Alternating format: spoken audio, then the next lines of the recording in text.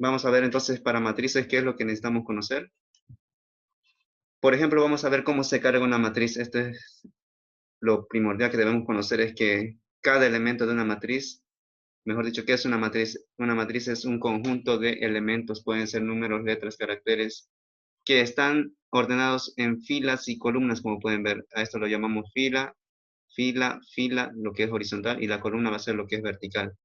Entonces, como cada elemento tiene en este caso, nombre y su ubicación en la fila y en qué columna, tenemos que basarnos en esos dos dígitos de fila y columna. Por tanto, vamos a llamar a ese elemento A, pero vamos a decir en qué fila está y en qué columna. De esa forma nos vamos a referir a cada uno de esos elementos que están almacenados en esa matriz. Eso es una matriz, ¿sí? Un conjunto de elementos que están ordenados por una fila y una columna. Ahora, en esa matriz se puede hacer muchas operaciones, como han visto en álgebra 2 o como lo que van a ver muchos más adelante. Por ejemplo, sumar, multiplicar y demás cosas. Lo que vamos a ver en este caso en informática 1 es ordenar, sumar, también vamos a ver un poco de eso y algunos ejemplos básicos. ¿A qué llamamos dimensión de la matriz? Llamamos a cuántas filas y cuántas columnas contiene. En este caso lo llamamos a una matriz cuadrada porque tiene la misma cantidad de filas y columnas. En este caso, la primera variable nos indica la fila. La segunda nos indica cuántas columnas hay. Cantidad de filas, cantidad de columnas. En este caso es una 4 por 4. Entonces, n por n. Lo podemos llamar con la misma variable. Pero en caso de que el número de filas y columnas sea diferente, entonces deberíamos usar una variable distinta. Esto podría llamarse n y esto m, por ejemplo. Pero cuando es cuadrada, simplemente bastaría con saber n. Por lo general vamos a trabajar con matrices cuadradas, como pueden ver, y lo que necesitamos, un ciclo J para generar esos datos de la columna 1, 2, 3, 4. Y un ciclo I para las filas, lo que está en azul, fila 1, fila 2, fila 3, fila 4. Vamos a necesitar entonces de dos ciclos, ya no de uno como lo habíamos visto en vectores. Entonces, ¿qué vamos a hacer? Si esta fuera la matriz, lo que vamos a hacer es decir acá intro matriz o intro simplemente. ¿Qué necesitamos saber? Si es una matriz cuadrada, simplemente necesitamos saber n, pero si no es cuadrada, aquí se tendría que leer n y m. Pero como es cuadrada, solamente vamos a leer n. Entonces vamos a decir que el ciclo de i va desde 1 hasta n, j también va desde 1 hasta n. ¿Y qué vamos a introducir? Vamos a introducir el elemento a y j, es decir, el elemento que está en alguna fila y en alguna columna. ¿Qué sucede cuando lo ordenen de esta forma? Es decir, que el ciclo i viene primero y el ciclo j. Sucede que, fíjense, ¿quién es el que va a cambiar a cada momento? Primero el ciclo J, como pueden ver. Cuando I vale 1, ¿cuál es I1? Esta, la fila 1, es esta de acá, lo que está con azul, 1. ¿Qué sucede? La columna, ¿cuánto va a ser la primera? Va a ser 1. Aquí está, lo que está en amarillo, 1. ¿Qué sucede luego? Saca el siguiente A y J, o va a introducir, mejor dicho, el siguiente A y J, que va a ser para nosotros 2, y aquí están. Luego, ¿a quién va a sacar? El 3, luego al 4. Es decir, se está introduciendo la primera fila. De esa forma se está introduciendo la primera fila. Y cuando ya J llega hasta N, es decir, ya llegó hasta 4, ¿qué sucede? Recién va a sacar el siguiente I. Noten que hemos introducido ya la primera fila. Y recién va a sacar el siguiente I. ¿Y el siguiente I cuánto va a ser? Va a ser 2. J nuevamente va a empezar desde 1 hasta ¿cuánto? Hasta 4. Entonces vamos a tener acá el 2, 1. Luego va a sacar el 2, 2, 2, 3, 2, 4. Va a introducirse la segunda fila. Termina de introducirse hasta la columna 4 para J. ¿Qué va a sacar? El siguiente I. ¿El siguiente I cuánto va a ser? Va a ser 3. Entonces vamos a introducir la fila 3 desde la columna 1, 2, 3, 4. Y se introduce entonces la tercera fila. Luego finalmente va a sacar el I igual a 4, que es la última fila, como pueden ver. Y una vez más, 1, 2, 3, 4, completa sus columnas. Entonces cuando I viene primero y luego está el ciclo de J, de esta forma se están introduciendo los datos. Eso es lo que quiero que entiendan. Se está introduciendo por filas, como pueden ver. Pero, ¿qué pasaría si nosotros colocaríamos el ciclo J en la parte superior? ¿Qué va a suceder? Noten que el ciclo J está aquí en la parte de arriba. Esta para lo van a borrar. Simplemente coloquen la flechita como está acá. Este es otro tipo de nomenclatura, pero es lo mismo, ¿sí? Noten que J está arriba y está abajo. ¿Qué va a suceder entonces en este caso? Vamos a introducir, ¿quién? A la columna 1. Quiere decir que la columna 1 va a ser introducida. ¿Quién es el que varía acá? Es I. Entonces, I va a variar 1, 2, 3, 4. quiere decir que se está introduciendo por columna acá. Primero se va a introducir la columna 1. Una vez que termina de sacar todas las filas de I, recién cambia la columna, como pueden ver, columna J2, dice. J es lo de amarillo. Recién se va a introducir la columna 2. Y luego cuando termina de introducirse la columna 2, la 3. Y luego así sucesivamente la 4. Entonces de eso depende, ¿sí? Se va a introducir de dos diferentes maneras.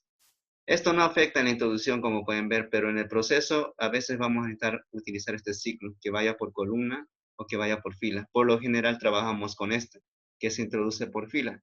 Entonces vamos a trabajar con este de arriba, ¿sí? Pero hay estas dos opciones, como les mencionaba, y eso era importante que vean cómo funciona. Entonces, como ya sabemos introducir una matriz, vamos a conocer ahora, como nos dice acá, las posiciones de la matriz. Entonces vamos a conocer qué posiciones podemos encontrar en la matriz, en los elementos de la matriz. Ustedes ya han visto varias con el ingeniero, aquí lo vamos a volver a repasar.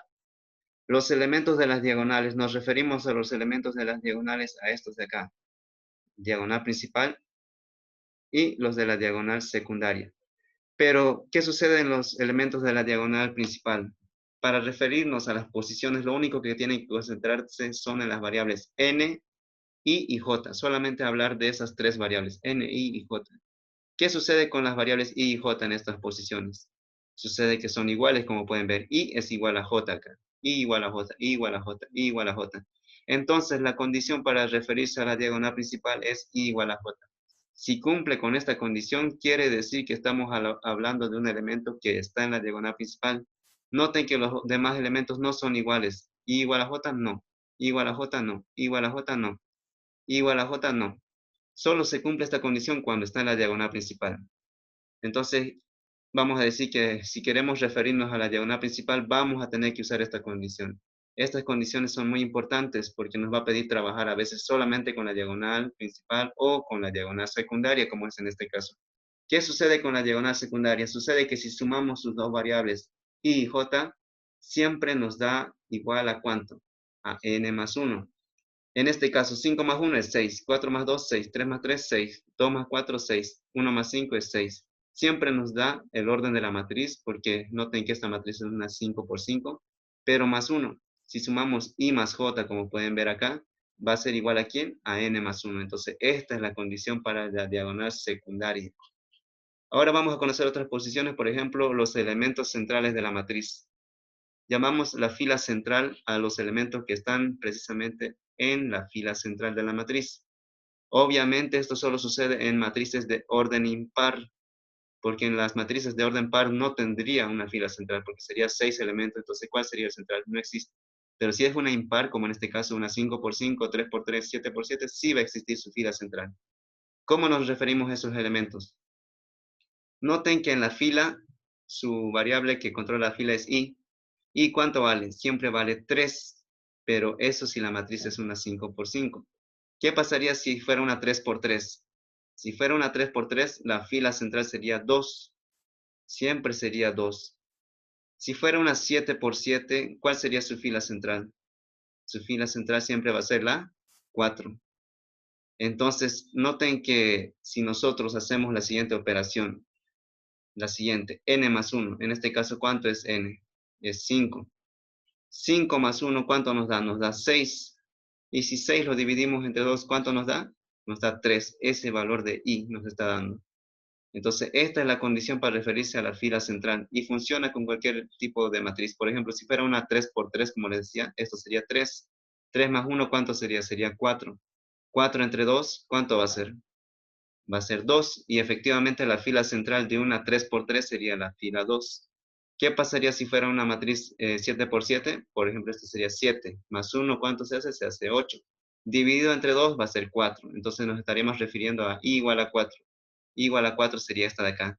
Y para una 7 por 7, efectivamente, esa sería la fila central. Entonces, de esta manera estamos consiguiendo la condición para referirnos a quién, a la fila central. Para la columna central, efectivamente sucede lo mismo, pero con J, como pueden ver. Porque J, noten ustedes que es lo de amarillo, siempre va a ser 3. Siempre va a ser n más 1 entre 2. Entonces, para referirnos a la columna central, va a ser la misma condición, pero con J. Entonces, de esta manera ya conocemos la diagonal principal, secundaria, fila central, columna central. Vamos a ver otra. por ejemplo, los elementos del contorno de la matriz. Llamamos contorno de la matriz a los elementos que están en la primera fila, en la última fila, en la primera columna y en la última columna. Como su palabra lo dice, contorno. Entonces la fila 1, ¿a qué es igual? Y es igual a 1, como pueden ver, siempre es 1. Y en la última fila, ¿a qué es igual y? Y es igual a n, porque n es el orden de la matriz. Si esta es una 5 por 5, entonces esta va a ser 5. Entonces, cuando i es igual a 1 y igual a n, estamos refiriéndonos a la primera fila y última fila. Lo mismo sucede para las columnas, pero con j, como pueden ver. Cuando j es igual a 1 es la primera columna. Cuando j es igual a n, se refiere a la última columna.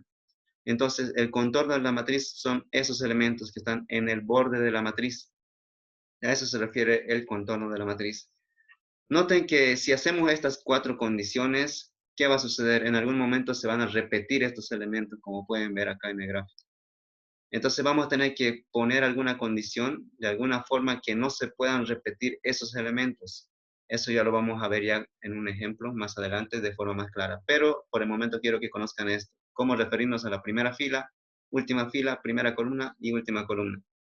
Otra posición son los que están debajo de la diagonal principal, nos dice acá, y los que están por encima de la diagonal principal. Sabemos que la diagonal principal son estos elementos donde i es igual a j. Estos serían los que están por encima de la diagonal principal y podemos ver que la condición es j mayor o igual a i. Noten que j es todo lo que está en amarillo. Y en este caso siempre va a ser mayor a i. Y fíjense, siempre es menor acá a j. Entonces esta sería la condición.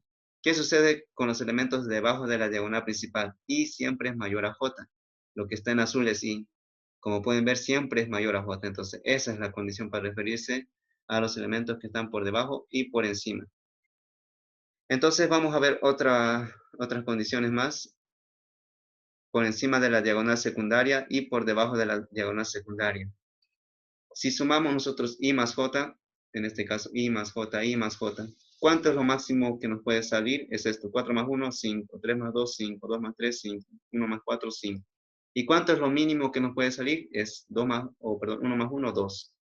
Si sumamos i más j, aquí nos da 2, y aquí en este borde 5, aquí nos da 4, aquí nos da 3. Noten que la condición va a ser lo siguiente, i más j es menor o igual a n. ¿N cuánto vale? En este caso vale 5.